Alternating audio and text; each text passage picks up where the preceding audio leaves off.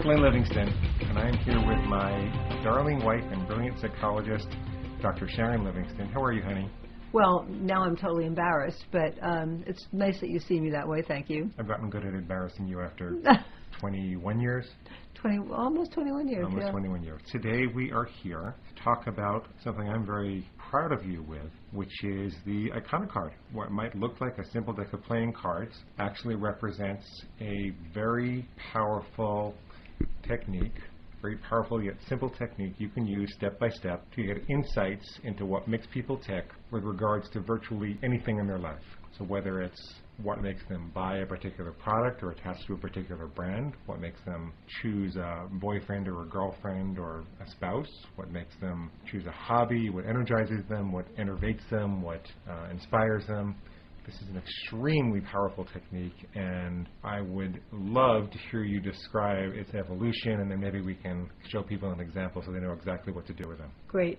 Well, as you know, I've been working with archetypes in my marketing research work, in my insight mining for a number of years. Basically, what happened is I became enamored with this whole Carl Jungian way of looking at elements of the soul. These are parts of the collective unconscious, different roles that we all hold, that we all understand on a subliminal level. When you see these roles, you know exactly who they are and what they are. We all have similar ideas about who they are. And that's been borne out in research when I bring up these images to people and they start describing them. They have very similar understanding of who these characters are. So these are like roles like the wizard or the warrior or the goddess or the engineer or the predator or the victim or the wounded child or the visionary or pioneer or et cetera, et cetera, et cetera, you et get all cetera. tingly when you talk about. They immediately evoke emotion. Each one of those words immediately evokes emotions. And some Trying desperately to decide between two guys to pick the cards that represented them and then explore that in detail.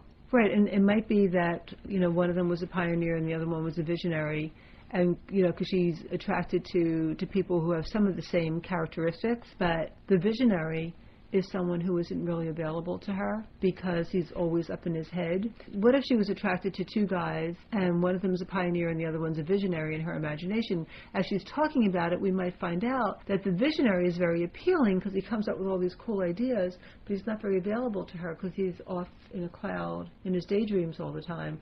Whereas the pioneer, she can go along with him and hike with him. I see.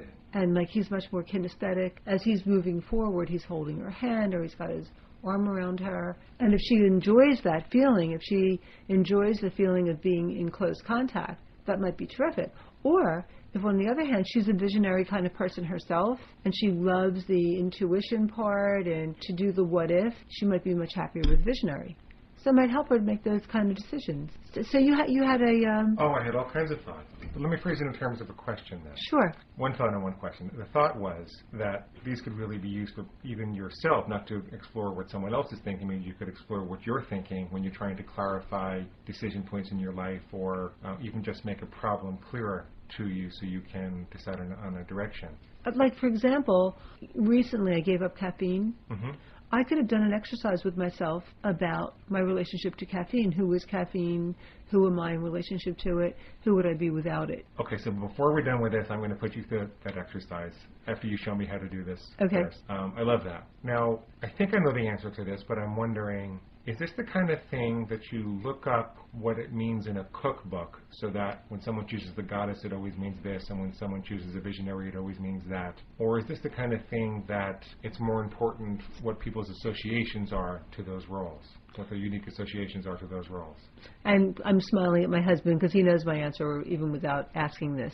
But maybe people listening don't. The truth of the matter is the free association to that particular person is always more important than what universal symbolism is. And at the same time, when you do like word associations to these characters, you start developing a list of characterizations of them that seem to have a lot in common. They have more in common than not. But nevertheless, the way that character plays out in the person's life is very unique. And there might be some very unique associations, like the Plato thing about the only perfect chair is the imagination of the chair, or the... Sure. You can't really draw a perfect rectangle. There's always some error, but in the... So in terms of these characterizations, it's always the way it's played out in the person's life. Yeah. Sure. And that was really a setup question so that you could explain to people how they can use the Iconicards to elicit those personal associations. So for